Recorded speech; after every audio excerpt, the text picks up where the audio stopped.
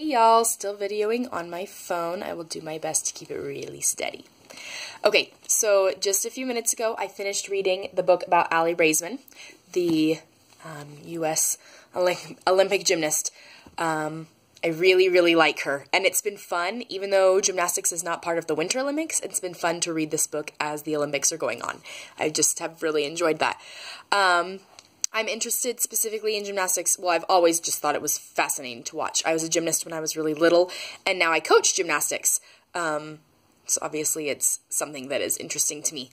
Something I loved about Aly is that she, especially with the influence and the voice she has now, that she's been a two-time Olympic medalist. By 2 times, I mean she has been to the Olympics twice. She has more than 2 medals. Something I love about her, she is very body positive on being self-confident and positive about your own body, and that everybody is different. Haha, that sounded funny. And she is also really advocating for speaking up in regards to sexual abuse. She was sexually abused by a medical person that worked with the USA Gymnastics Association. I don't actually know if association was the right word, but, you know, roll with it. And other gymnasts were sexually abused by him as well. And that's something she talks about in her book, and that's something that's still going on today, is looking into all of that. And something that she reminds the readers is that people who have been sexually abused, the emotional trauma and scarring does not ever go away. That is not a one-time event. It keeps influencing them for literally the rest of their lives. Even if they are able to recover, quote unquote, and move on, it's still something that's going to affect them and who they are and how they trust other people. But something I loved about her body positivity, she talks about how she used to have insecurities about her body, and she's come a long way. When she was young, boys at school would make fun of her muscles. Like, are you kidding me? That is something to be so proud of. But it happened. And so she was really insecure, and she said that she used to wear long sleeves so that the boys at school could not comment on her muscles. That's just, like, shocking to me, because that is such an achievement. Being strong physically as well as any other way, emotionally or whatever, is never something to be ashamed of. That is something to be praised. So it's so interesting that that's something that she struggled with for a long time. She's just really advocated for that since the Olympics. So in regards to her gymnastics, it was really fun to read her story. She talks about the way she trained, how she trained, the different things that she did to become stronger, and the hours and hours and time that she put into all of that, and it's fascinating. She talks a lot about her coach and how amazing he is and how supportive and how much he was there for her in so many ways throughout her life. You see how supportive her parents are and her family. She talks about her grandma. It's just really fun to get the insight into these athletes and their lives, and how far they've come. She says that as a child, she was watching the Olympics with her mom, and her mom said something like, "Oh, I'm so glad I will never have to be an Olympic, Mom. Think of how stressful that is." And Aly goes, "What? Mom, are you kidding me? Of course I'll be in the Olympics." And her mom said that at the time she was just like, "Oh, yeah, sure, honey, you'll make it," having no idea how far Aly would actually come. So it's kind of ironic. And Aly jokes, there's a video of her mom freaking out at the Olympics. Well, actually, it's of both her parents and just their reactions to watching her routine and how they move around in their seats and stuff. And Aly jokes that that is the payback for her mom not believing in her back then, the way she obviously does now. Does that make sense? Something else she talked about, she has a picture of a sheet that her class did at school where they all said what they were going to be when they grew up, and at 8 years old she said she was going to be an Olympic gymnast. And I just think that's really cool that she had that dream at such a young age, and then she put in the work to fulfill it.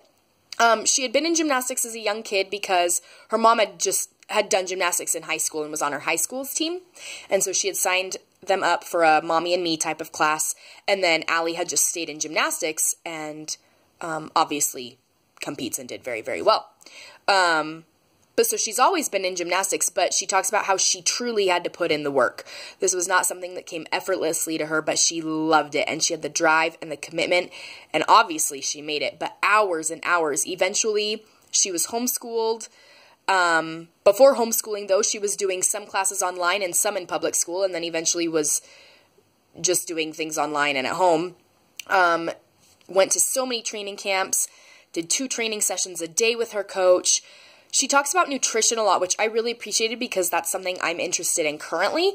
And she talks about how she would follow the Hollywood fad diets thinking, oh, those people look so good, that must be right. And it wasn't until she started getting sick and talked to a real nutritionist when she realized that because of all the physical work she was doing, those fad diets are not what you want. She needs a balance of protein and carbs and fruits and vegetables and healthy fats that you can find in like avocado and stuff like that. And a nutritionist ended up working with her, and she talks a lot about him in her book and how influential he really was, and how even when she could say, I've been having this pain in my Achilles tendon, he could then say, well, talk to me about your diet and let's tweak this. And she said that the pain went away just in that quickly tweaking it. There was a funny story towards the end of the book. At one point, she says that she pops a little small mint in her mouth. She's always had a sweet tooth, but she tries to not eat a lot of sugar. But she pops this mint in her mouth, and her nutritionist sees her, and he goes, Aly, spit that out right now. And she goes, it's a tiny mint. Like, what's the problem? And he goes, no. The processed sugar in that mint is going to affect the way your body digests your proteins and carbs. It's going to affect your recovery time. She calls recovery time the resting times she has between her sessions of training. And he just explains how processed sugar is just so negative on your body. So he said, the Olympics are in 5 months. If you want to do well, no more processed sugar. You get enough sugars from the fruits that we have in your diet, right? So at first she was like, oh my gosh, no sweets, because she has a sweet tooth, which I totally have as well.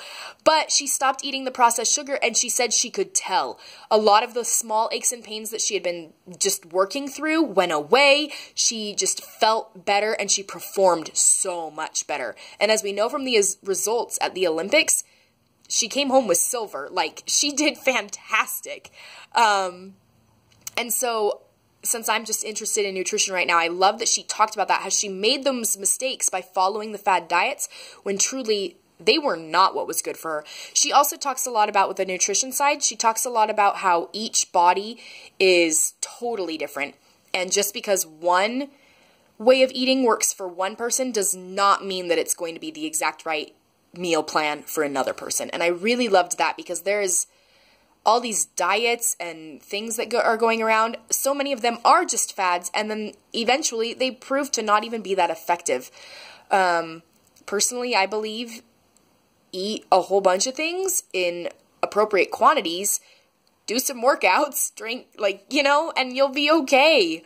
That's just my personal view. I know that there are obviously different circumstances. Don't worry. Anyway, I really did like her book.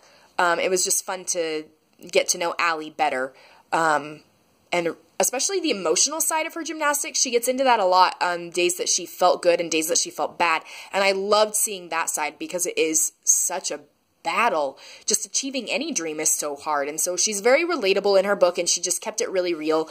And like I said, I love what she has to say about body positivity, nutrition, and speaking up with sexual abuse. If it feels wrong, you've got to say something.